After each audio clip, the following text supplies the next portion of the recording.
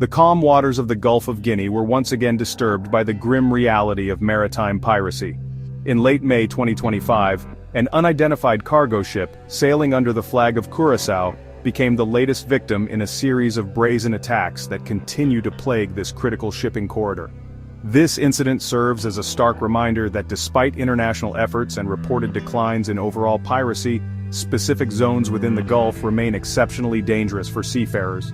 The news, which broke around June 2, 2025, sent fresh ripples of concern throughout the global maritime community. The attack underscores the audacity of pirate groups operating in the region. The vessel, whose specific name has not yet been widely publicized, was reportedly engaged in routine cargo operations when it was targeted.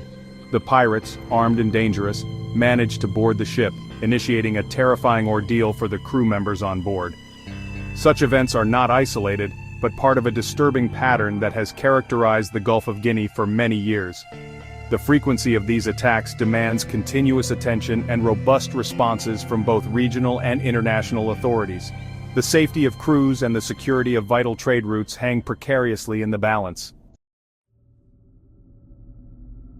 The exact circumstances surrounding the pirate attack on the Curaçao-registered cargo ship are still being pieced together. Most accounts indicate the boarding occurred on Saturday, May 30, 2025.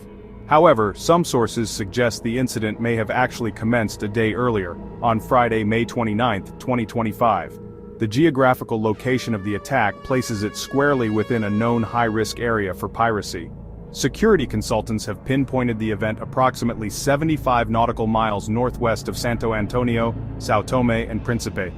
Another coordinate places the vessel about 118 nautical miles northwest of Bani, Nigeria. This area, nestled between Nigeria and São Tomé and Príncipe, has unfortunately gained notoriety as a hunting ground for pirates. Understanding the precise timing and location is crucial for analyzing pirate tactics and for developing effective counter-piracy measures. The attack on the Curaçao-flagged cargo ship was executed by a group of 7 individuals. These perpetrators were reportedly armed, carrying guns, which significantly escalated the level of threat faced by the unprepared crew. The pirates' objective is usually to seize valuable cargo, steal ship's property, or kidnap crew members for ransom. In response to the terrifying boarding, the majority of the ship's crew acted swiftly and bravely, adhering to established anti-piracy protocols. They managed to retreat to the vessel's citadel, a designated safe room designed to protect seafarers during such attacks. Once secured inside, the crew was able to monitor the pirates' movements on board by utilizing the ship's closed-circuit television system. The ship's master played a critical role during the siege, maintaining contact with the Maritime Domain Awareness for Trade in the Gulf of Guinea. Reporting the attack promptly and providing real-time updates allows maritime security agencies to track the situation and deploy appropriate assets if available. The crew's adherence to safety procedures, particularly the use of the citadel, undoubtedly prevented a worse outcome.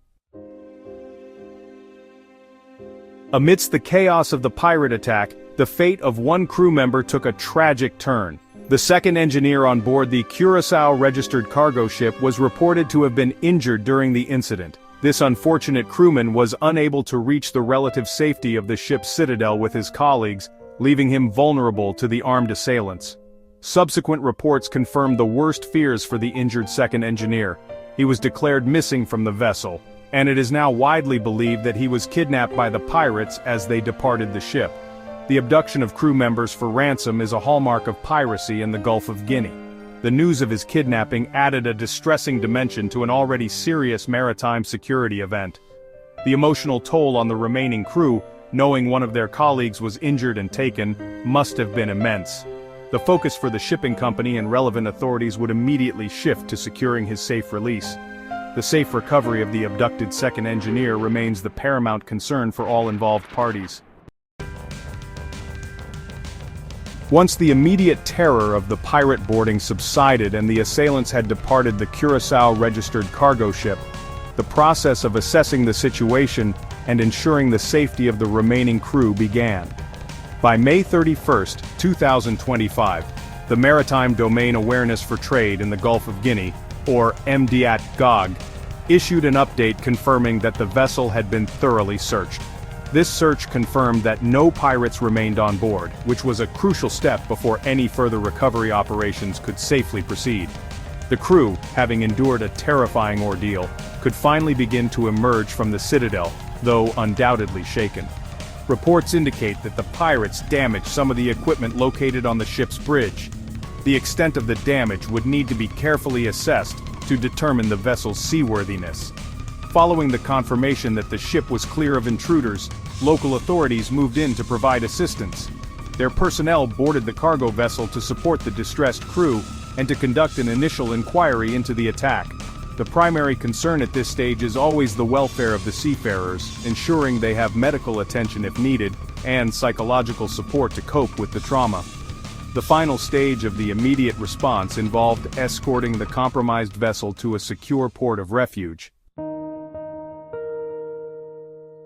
The recent attack on the Curaçao-registered cargo ship is not an isolated anomaly but rather a symptom of a deeply entrenched problem in the Gulf of Guinea.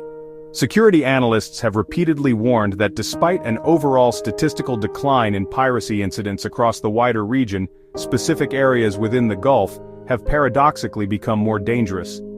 This particular zone, spanning the waters between Nigeria and São Tomé and Príncipe, has been consistently flagged for its high risk.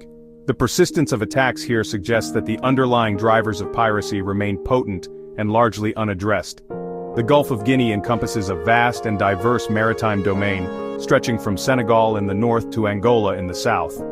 Its strategic importance cannot be overstated, as it is a major route for oil tankers, cargo ships, and fishing vessels. However, this economic vitality is persistently undermined by maritime crime, primarily piracy and armed robbery at sea. The late May 2025 attack on the Curaçao-flagged vessel is part of a disturbing continuum of piracy incidents that have punctuated the year in the Gulf of Guinea. Just a month prior, in April 2025, another commercial vessel reported being boarded by pirates in a different part of these troubled waters. During that earlier incident, the perpetrators remained on the ship for a harrowing 4 hours. They systematically looted the crew's personal belongings and other valuable property from the vessel, before eventually disembarking. The violence escalated significantly in an incident reported in March 2025, involving the bitumen tanker named Baitu River. Pirates boarded this Panama-flagged vessel off the West African coast on March 18, 2025. Reports from the time indicated that shots were fired during the assault. The consequences of this attack were severe, with initial reports suggesting that as many as 10 crew members were abducted from the Bitu River. These incidents, occurring in quick succession in the months leading up to the May attack, paint a grim picture of the security landscape in the Gulf of Guinea. They demonstrate that pirates are actively operating and are capable of successfully targeting various types of vessels. The Gulf of Guinea is not just a geographical area, it is a critical artery for global trade, and the persistent piracy epidemic places these vital shipping routes under severe and constant risk. A significant volume of international commerce, including crucial energy supplies like oil and gas, as well as containerized goods and bulk commodities, transits through these waters daily. Each pirate attack, therefore, has implications that extend far beyond the immediate victims, potentially disrupting supply chains, increasing shipping costs due to higher insurance premiums and security expenditure, and even impacting the economies of the coastal states themselves. The vulnerability of these shipping routes stems from a confluence of factors. The sheer expanse of the Gulf makes comprehensive surveillance and patrolling a monumental challenge, even with international naval cooperation. Pirates are adept at using fast skiffs to launch attacks, often under the cover of darkness, or in areas where maritime traffic is dense, making detection difficult. They are also known to operate from motherships, larger vessels that allow them to strike further offshore.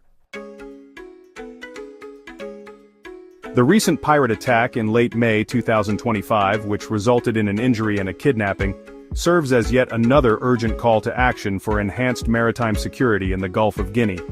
The implications of such incidents are far-reaching, affecting not only the safety and well-being of seafarers, but also the stability of maritime trade and regional economies. It is clear that current measures, while having some impact, are not sufficient to eradicate the menace entirely, particularly in identified high-risk zones. A renewed and more robust commitment from all stakeholders is essential to turn the tide against these maritime criminals. One of the primary imperatives is the strengthening of regional maritime law enforcement capabilities. This includes providing coastal states with better resources for surveillance, patrol, and rapid response, as well as training for their personnel. International partners have a role to play in this capacity building, but sustainable security ultimately depends on the ability of regional nations to effectively govern their own maritime domains. Enhanced cooperation and intelligence sharing among these nations are also critical, as pirates often exploit national maritime boundaries to evade capture. Shipping companies and ship operators must also continue to adapt and reinforce their own security protocols.